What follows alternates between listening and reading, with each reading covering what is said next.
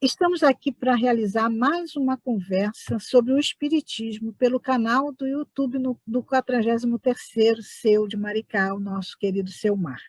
Eu sou Bernadette Bento, esse é o nosso companheiro de trabalho, Aristide Sérgio, e hoje estamos aqui recebendo a diretora da área de unificação do CERJ, nossa querida Darcy Neves, para conversarmos sobre o mês da mulher.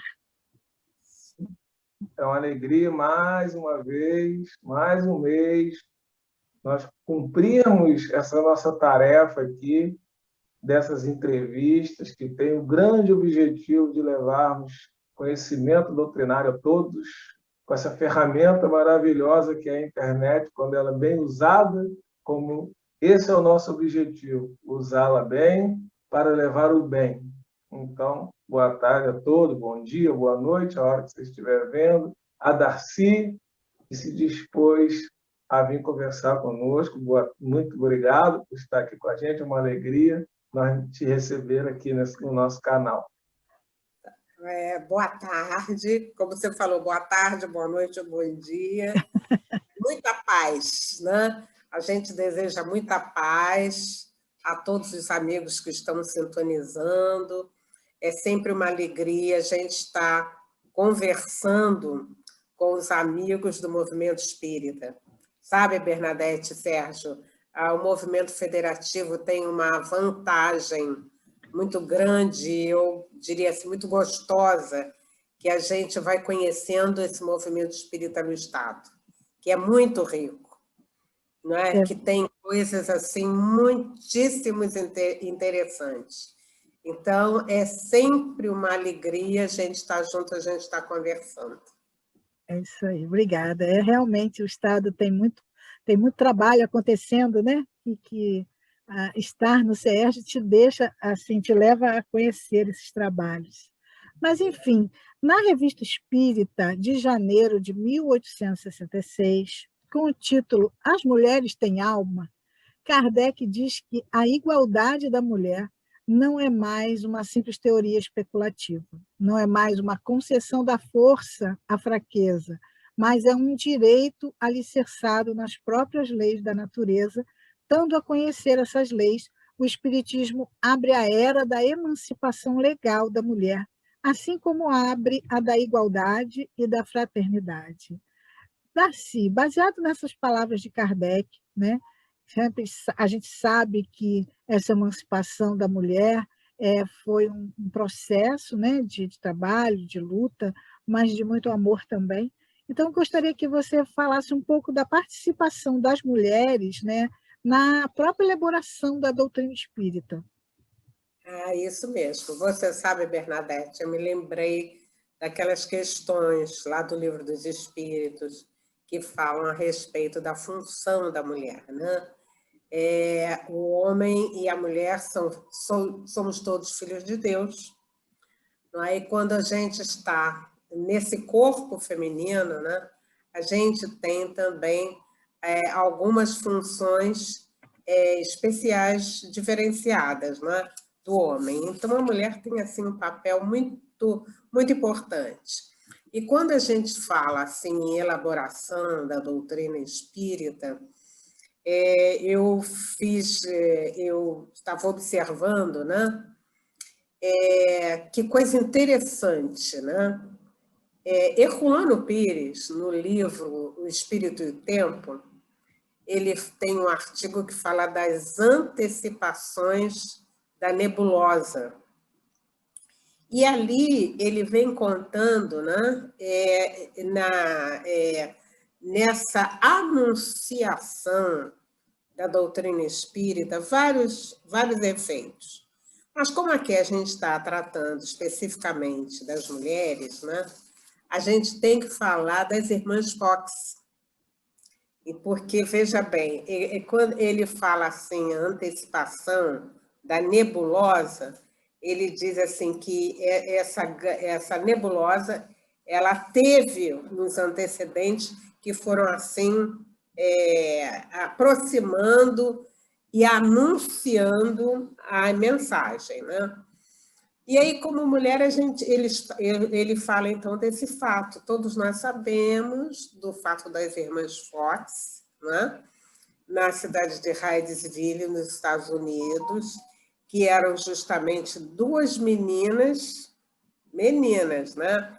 Era a Margarete e a Kate, que eram as irmãs, né? As irmãs Fox. A Kate tinha 11 anos e a Margarete 13. Então, elas foram as jovens médiums, as mulheres jovens médiums, né? E depois delas duas, né, nós vamos encontrar, nos inícios, né, das pesquisas que Allan Kardec fez, as duas filhas do Sr. Baudin, que foram exatamente a Julie e a Caroline. A Julie tinha 14 anos e a Caroline 16 anos. Quer dizer, elas foram as jovenzinhas, né, que colaboraram na elaboração de todo o patrimônio doutrinário que a gente tem hoje, né? Então, é muito interessante ver, e eu peguei, não é, algumas informações assim muito ricas, não é, que vem falando a respeito da dedicação delas. E falando até que uma delas, né, eu acho que foi a Caroline estava com o casamento marcado, mas como ainda restavam alguns detalhes a respeito da elaboração, né, do Livro dos Espíritos, ela vai adiar o casamento para ficar totalmente à disposição. Então, essas meninas médiums são assim, esses espíritos, com certeza, espíritos especiais, que renasceram com essa tarefa, que já tinham toda essa condição espiritual para ajudar assim nesse trabalho assim magnífico, né?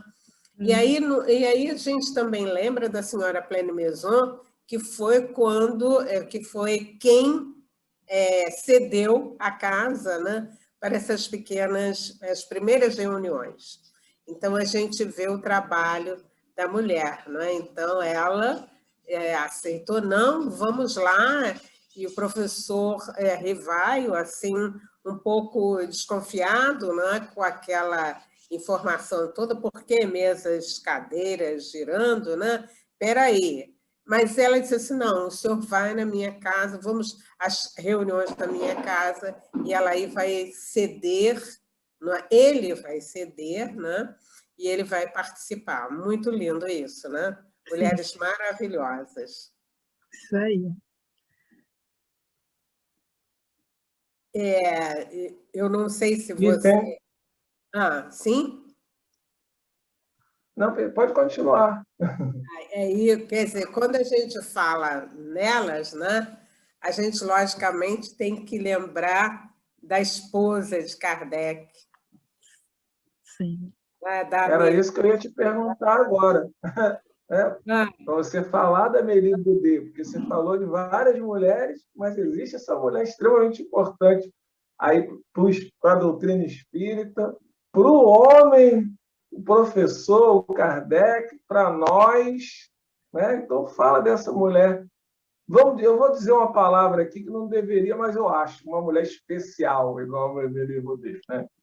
Não, mas foi realmente.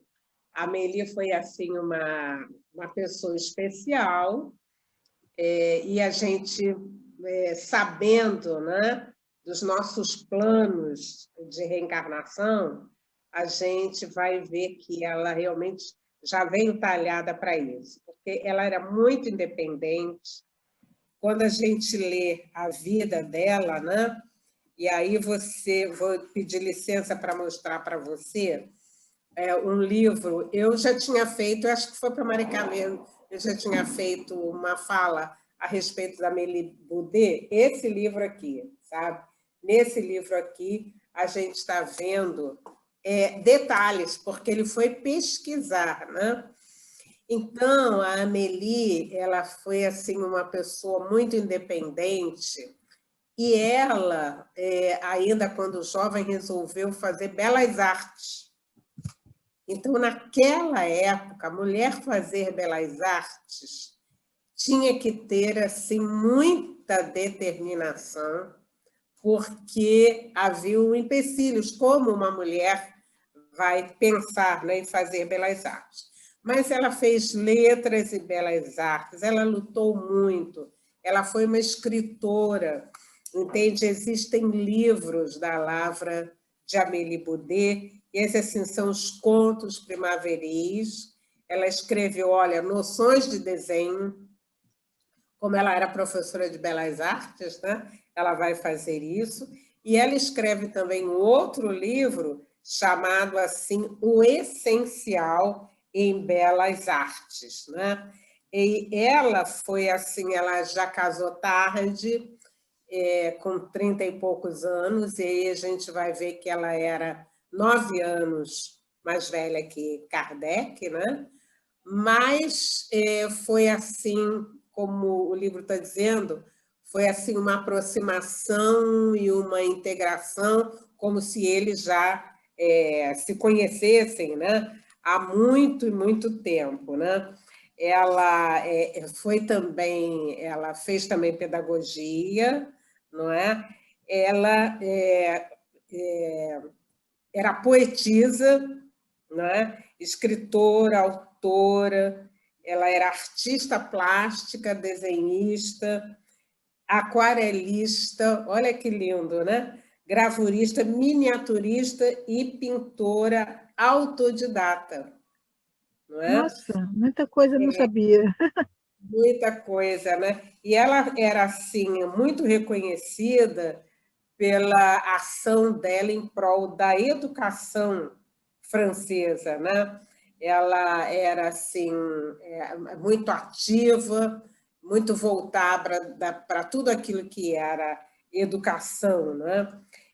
E realmente ela foi assim, foi um momento feliz o encontro dela com também o professor Rivaio, não é? Porque o professor Rivaio, ele também era assim, ele diz, né, nos discursos dele, nas conversas dele, né, que o prazer dele, o interesse dele era aprofundar em tudo aquilo que fosse educação. Uhum. Ele tem realmente um livro, né, que vem falando a respeito da educação do povo. Sim, Né? popular. E que legal, né? Que bonito, né? A gente saber disso, né? E ela também, assim, muito envolvida com as questões da educação, e ela lutou muito, porque quando ela colocou os diplomas dela, né, para serem registrados, eles fizeram uma série de exigências, entende? E ela foi, então, vencendo tudo isso. Ela foi realmente uma pessoa, assim, uma mulher especial. E, com certeza, né, o casamento deles foi assim uma coisa muito, também muito especial.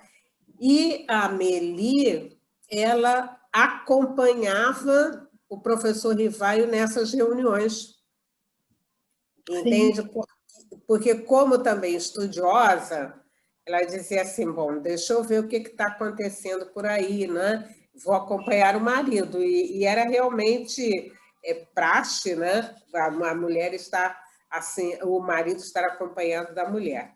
Então, ela era essa pessoa assim interessantíssima. E aí, nesse livro, né, que a gente está vendo aqui, dizia assim que nas paredes da casa que eles moravam, né, constavam assim, vários diplomas que os dois tinham, né? Então Dois era muito estudiosos. isso. Então tinha os diplomas, as gravuras, as pinturas que a Amélie fazia. E aqui diz o autor, tudo emoldurado caprichosamente. A pessoa que está dedicada à educação artística, né? Aham. Tem assim, Tem a esse. estética. Isto mesmo. Tem Isto bom mesmo, você gosto. logo nota isso, né? Então, realmente era uma coisa assim, muito interessante. Então, você vê, Kardec lecionava gratuitamente literatura francesa, moderna, geografia, química, né? Enquanto isso, ela ajudava nas aulas com educação artística. Então, a gente pode dizer que era um casal e tanto, né? Muito envolvido, vamos assim dizer, nas questões da educação. E depois, então, com a tarefa, né, das novas descobertas, né, nós vamos ver, e eu tenho a certeza que quem viu o filme a respeito da vida do Allan Kardec deve ter visto, né, aquela mulher sempre presente, e que o ajudava, secretariava. Não sei se vocês lembram, tinha uma cena do filme que ela chegava assim, cheia de envelopes. Sim, ela abria todas aquelas correspondências, organizava para ele. Isso mesmo, isso mesmo. Então, a gente pode até entender, né, que uma parte desse trabalho magistral que ele fez teve... Se deve a ela também. Uhum. Isso, exatamente. Então, ela selecionava, ela organizava, ela respondia. Então, a Amélie Boudet era assim, uma pessoa assim, especial, não? Uma mulher especial que vai acompanhar o marido no seu dia a dia. Não é interessante que há um livro que conta a respeito do dia do lançamento, não é? da doutrina espírita, aliás, dia em que foi publicado o Livro dos Espíritos, né? Então, para quem também quiser se interessar, né? Esse livro aqui é uma beleza. É o Livro dos Espíritos e sua tradição histórica e lendária. É de quem? Doutor Canuto de Abreu. Canuto de Abreu. Depois nós vamos botar esses livros, depois você manda para nós, que a gente vai colocar na descrição dos vídeos, que quem quiser pesquisar. Isso mesmo.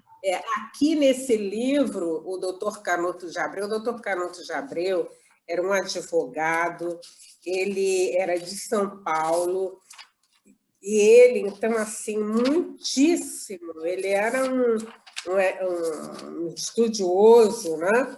E ele, então, ele doa uma instituição onde até hoje existe um museu, né? Lá em São Paulo, né? Então, ele é do campo jurídico, né?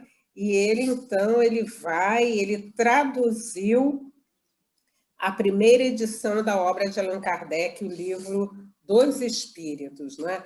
E aqui, então, Bernadette e Sérgio, ele faz uma coisa muito interessante, é como se ele tivesse revivendo o dia em que foi publicado o Livro dos Espíritos.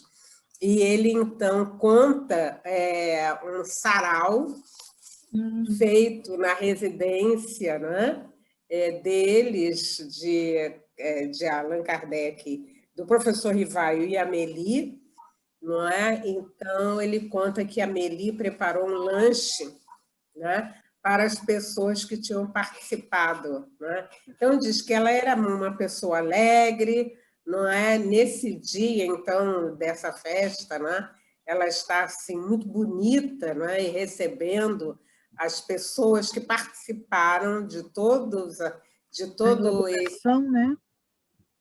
esse trabalho, de toda a organização, e então eles recebendo cada um com muita alegria, né?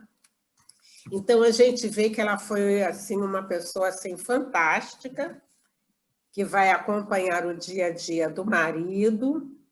No dia que o marido desencarna, ela tem assim uma tristeza profunda, porque eles tinham assim uma amizade muito sólida, né? E ele desencarna, então, e ela resolve, né, continuar a coordenação na Sociedade de Estudos Espíritas Parisienses. Então, durante algum tempo, ela ficou ali à frente do trabalho, das pesquisas, até onde pôde, não é? Até onde pôde, porque depois vão acontecer alguns acidentes, não é, de algumas pessoas que realmente não estavam entendendo muito bem a proposta da doutrina, e então ela sai da sociedade, né? Mas ela passa, né, ela vive assim momentos intensos, porque ela tinha certeza daquilo que ela estava divulgando, né? Porque ela acompanhou todos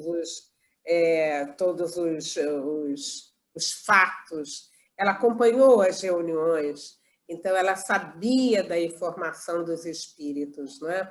Ela foi realmente uma pessoa importantíssima, já que nós estamos, né, digamos assim, trazendo uma breve homenagem, né, às mulheres. A gente obrigatoriamente precisa falar de Amélie.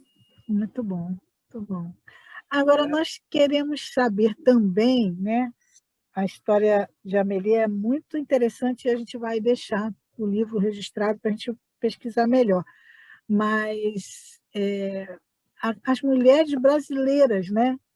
O espiritismo no Brasil, depois de tudo isso passado, né? Qual é a história de formação e que mulheres estiveram envolvidas nessa história? Porque tem, né? Tem muito. Tem até hoje, né? Até hoje. E cada vez mais, né, Bernadette? Com certeza. Cada vez mais, né? Assim, a nível do movimento espírita, né? As mulheres no movimento espírita, a nível de Brasil, quer dizer, eu vou falar daquilo que eu conheço, sabe, Bernadette? Sim, sim. Porque você vê, né, em cada estado do Brasil em que a gente vai vendo aquelas mulheres maravilhosas, médiuns maravilhosas, né? E aí eu estava aqui anotando, né? No Pará, teve uma médium chamada Ana Prado, que era assim fantástica, entende? Nas reuniões havia materializações, entende? E uma das que existe a citação, né? Foi justamente a filha do Fred Figner, não é?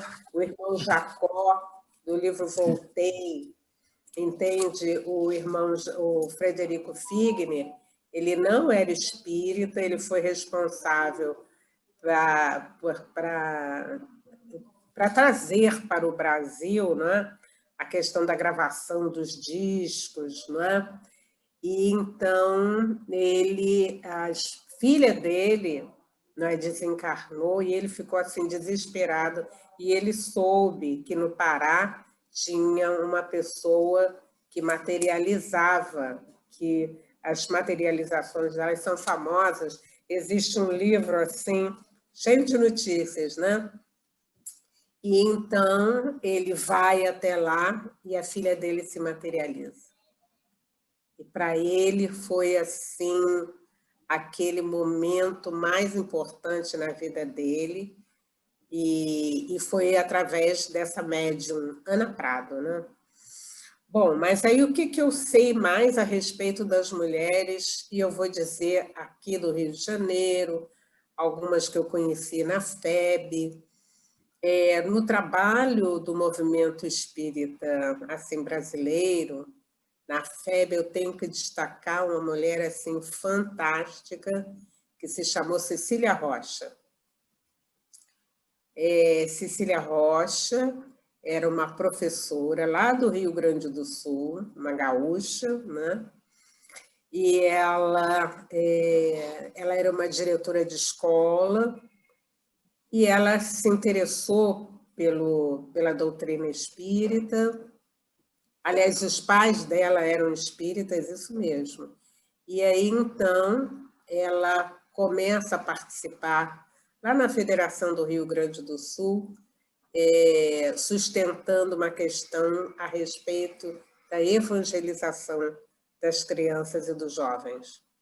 Uhum. Ela chegou a ser diretora da Federação Espírita do Rio Grande do Sul, lançou todo esse trabalho a respeito, então, da evangelização e veio para a FEB.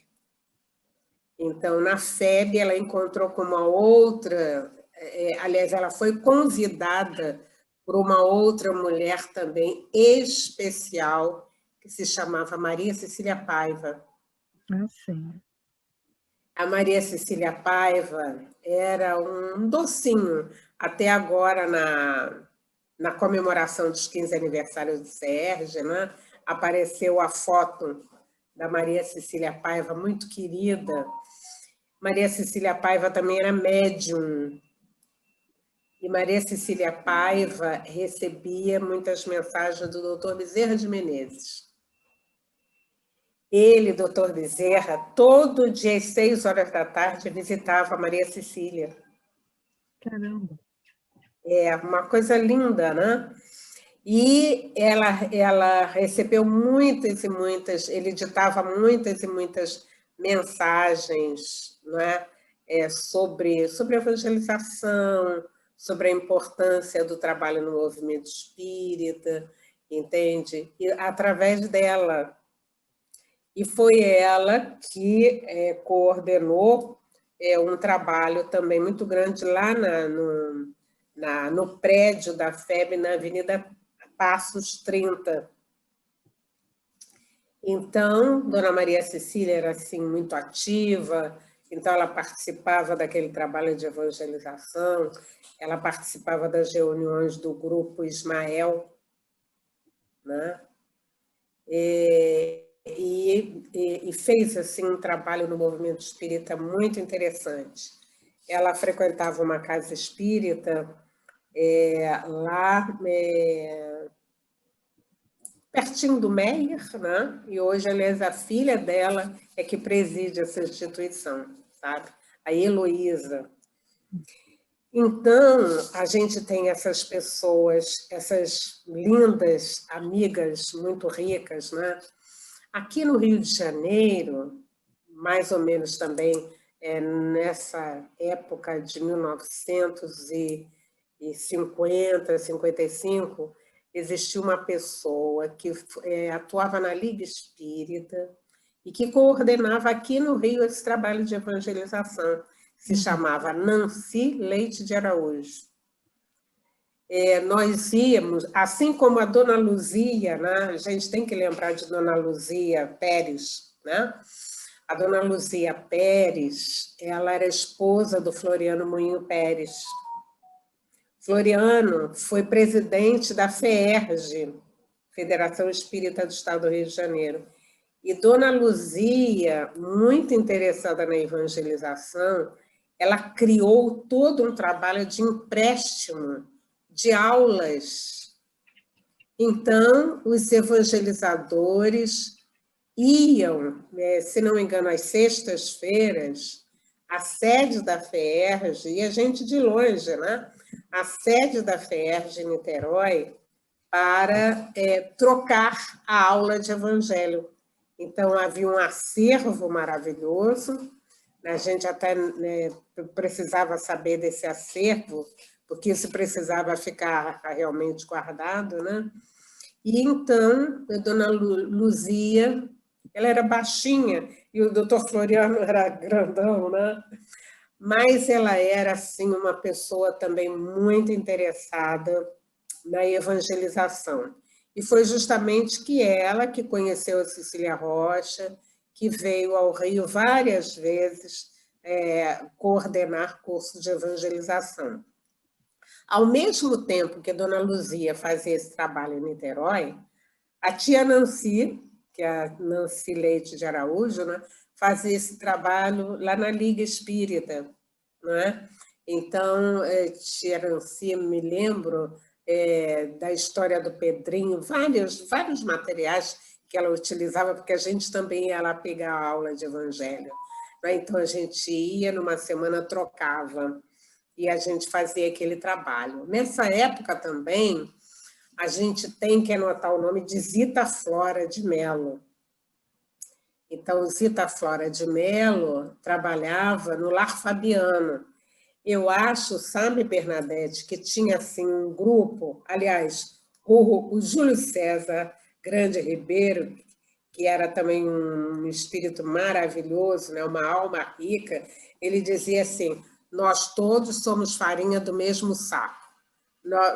O Senhor nos levou num avião, estávamos todos juntos, e num determinado instante espalhou. Então, cada um foi para um canto, né? Fazer essa tarefinha, mas quando você vai ver, está tudo fazendo a mesma coisa, né? Em vários lugares. Isso é muito lindo de ver no Espiritismo, né? Isso muito lindo. E essas pessoas fizeram um trabalho do qual a gente se utiliza até hoje. Sim, sim. Porque a raiz é base. Eles embasaram a evangelização. Isto, naquela época, né, o material era pego lá. Aos poucos, né, a gente tem uma outra pessoa que ficou no lugar da dona Nancy, que foi a Cássia Barreto da Mota. A Cássia substituiu tia Nancy e a Cássia já multiplicava como era o nome? Peraí. Ela multiplicava aquelas... no mimeógrafo. Ainda se usa até hoje em algumas escolas, para você acredite. Então, primeiro era aquele mimeógrafo a álcool, depois foi a tinta, né? Uhum. E, a partir daí, as pessoas já começaram a fazer os seus próprios materiais, utilizar. Mas foram pessoas que começaram um trabalho, sabe? Então, foram mulheres assim fabulosas que a gente tem que reconhecer e a gente homenagear, né? Mas você sabe, a gente estou aqui falando de evangelização, mas tem uma mulher a nível de Brasil, de São Paulo, que depois veio para o Rio, que a gente tem que citar também, que é a Anália Franco. Sim. A Anália Franco, ela é de um tempo um pouquinho bem atrás, né? Mas a Anália Franco, por exemplo, era professora e ela não se conformava, lá atrás, naquela época, em ver os filhos dos escravos que perambulavam pela rua. Então, ela foi criando várias e várias escolas, né? Ela achava que o ser, né, ou a criança, ou o jovem, a mulher, e ela criou muitas escolas profissionais para as mulheres. Uhum. Então, você vê, em São Paulo, tem uma série de escolas que ela criou com muito sacrifício, e ela brigava porque aquelas pessoas, os políticos daquela época, achavam que a mulher ela podia ficar, digamos assim, ela podia ficar circunscrita, entende, aos trabalhos do lar. Uhum. Não é? Então, por que você precisava investir? Você não precisava investir, né? Mas então, ela criou escolas normais, ela criou abrigos, ela criou lares para os meninos, entende? Escola normal. Então, foi realmente uma pessoa assim, de vanguarda, né? De vanguarda. E quando a gente também está falando das mulheres, né? A gente tem que voltar às mulheres médiuns, que foi uma delas, Zilda Gama, não é? E uma outra que é assim, o nosso docinho, vocês já sabem quem é, né? Que é Dona Ivone Pereira. Ah, sim, Não se pode deixar de falar, Meimei também, né? Meimei. São mulheres. Isso. que fazem parte mesmo da base, né? Isso aí. Você tem Maria Dolores, Isso, né? Com os seus poemas lindíssimos, lindíssimos, não é? Você tem Amélia Rodrigues. Amélia Vai Rodrigues. levantando, né, Vai Amélia Rodrigues? levantar. Joana, né? Joana de Ângeles, não é? Tantas mulheres que embasam, né, a nossa fé, né? São gigantes que vieram estruturar isso aí. Isso mesmo. Né? As mães do Espiritismo. Eu também. Mas Dona Ivone Pereira, né? É assim, aquela que, como a gente, na minha casa espírita, ela tem sido muito vista, né? Nesses momentos, quando a gente faz as irradiações para os irmãos suicidas, não é? Dona Ivone sempre aparece, ela traz os espíritos para serem tratados, né? Então, ela tem um trabalho assim espiritual muito sério, entende? E trazendo, não é? E cuidando não só dos suicidas, mas também dos obsessores. Sim. Né? Porque Dona Ivone tinha um carinho especial pelos vamos assim ditos, obsessores, né? Porque ela dizia que, em realidade, eles é que eram os grandes sofredores. Não é? Nas doutrinações que ela fazia, né? E quando ela chegava assim, dizia assim, não, vocês, eu os recebo porque vocês são meus amigos. Então, em alguns livros dela, a gente vai ver aquela que ela fala, né? Amiga dos obsessores. E isso fez eu pensar muito, né? Porque na minha casa eu também trabalhava no diálogo, né? Com os espíritos. E eu ficava assim, bom, realmente. Cada história que a gente ouve, né? A gente, então, vê que eles são, assim, digamos assim, grandes sofredores. Né? É verdade. É isso. Mais alguma pergunta, Sérgio? Sim. Só continuar um pouquinho, porque aí essa mulher é minha paixão dentro da doutrina, né? Todo mundo que me conhece na doutrina sabe que não passe de um estudo sem citar a Dona Ivone, né? Além disso tudo que você falou, a gente vai vendo as obras dela, ainda encarnada, a gente vê o zelo doutrinário que ela teve, né?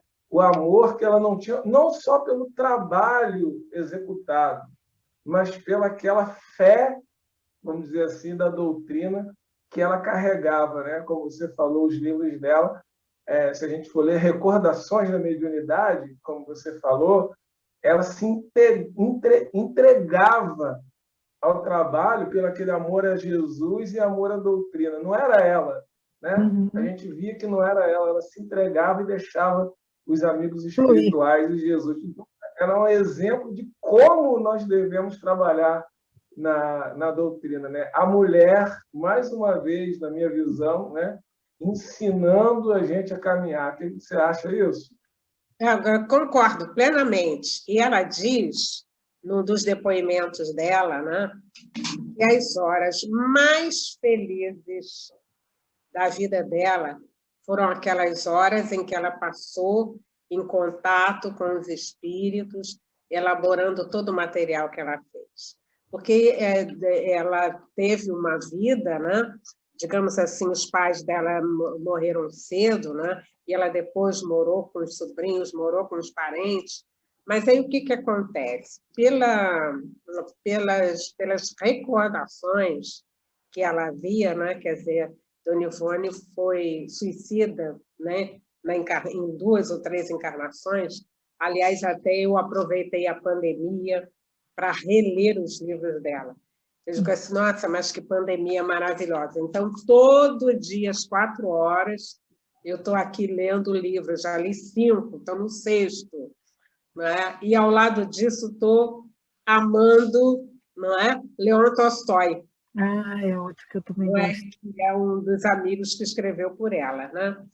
Então, a Dona Ivone, né, ela era de uma dedicação incrível.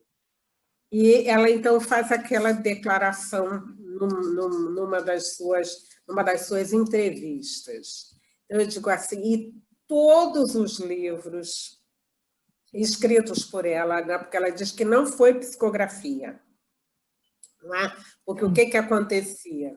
Ela estava em casa, doutor Bezerra chegava e disse assim, Ivone, vamos. Aí ela... E o corpo ficava e a alma ia. Então, ela era levada para ver tudo aquilo que ela escrevia. Aí, no dia seguinte de manhã, por isso que ela diz que não era psicografia, né? Mas era, assim, de um rigor doutrinário, entende? Fantástico, né? Sem contar, né, o que aconteceu com ela com Memórias do Suicida, que ficou 30 anos aguardando para ser publicado. Isso tem uma notícia para a gente, né? Isso é um sinal para a gente, não é? Porque hoje em dia as pessoas recebem a psicografia e quer imediatamente publicar.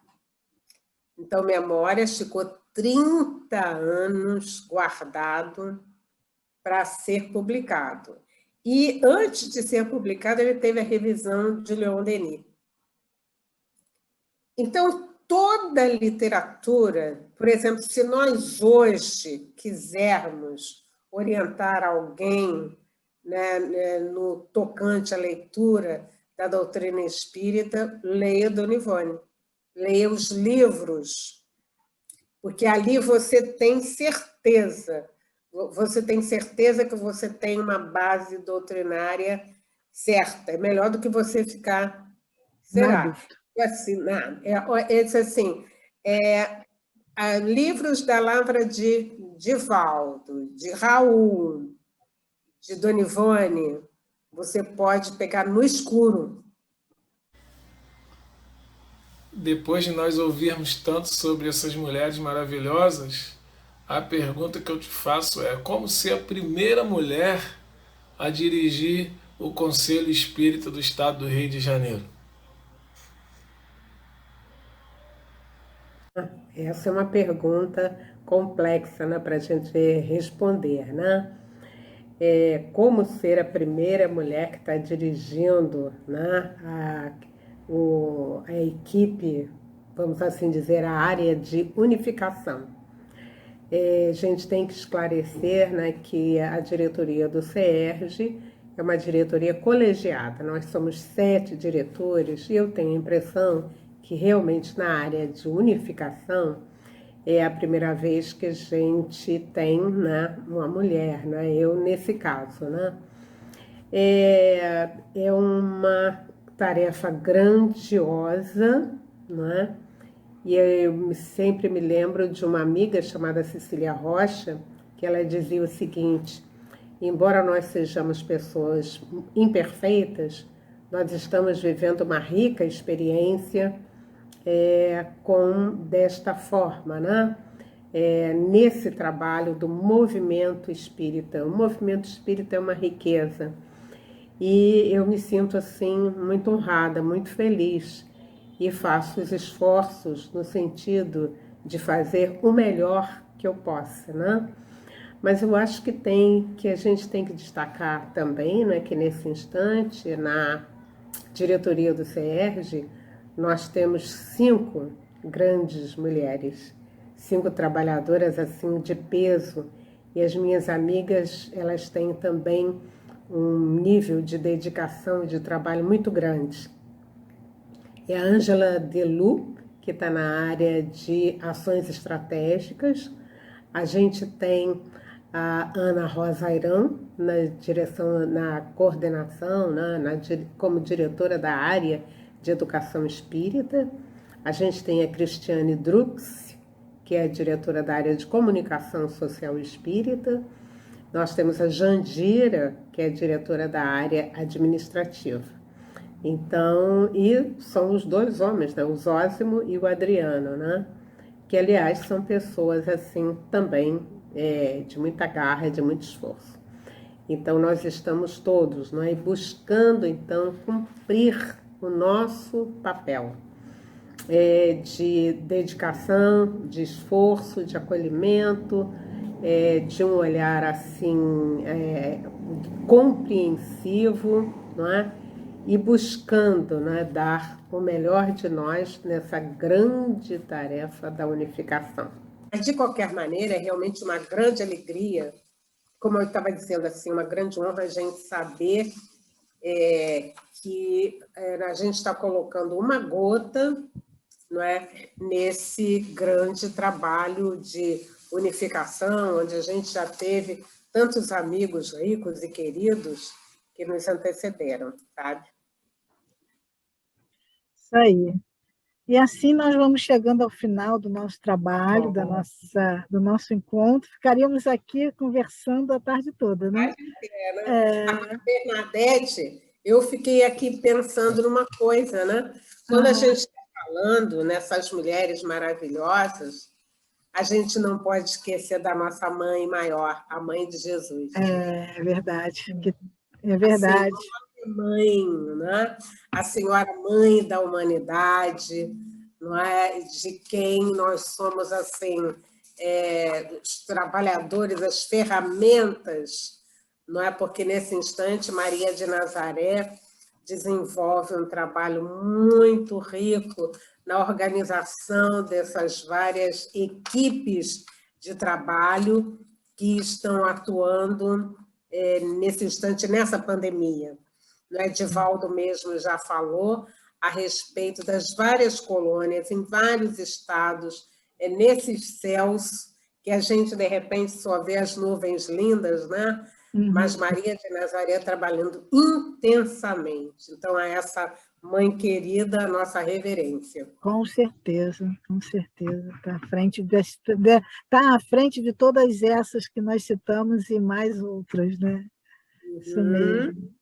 É isso aí, a gente vai agradecendo, tá, Darcy? Você poder ter tirado o tempinho da tua rotina, que a gente sabe que é bem intensa, para ajudar a gente aqui no nosso trabalho, no nosso cantinho aqui de Maricá, da nossa região, que o Espiritismo também está construindo a sua história, né? Onde o Espiritismo constrói sua história também, e espero que a gente possa se encontrar mais vezes, né? E teremos outros encontros, certamente, para outros assuntos, porque você é multitarefa, né? Está em várias frentes de trabalho que eu sei.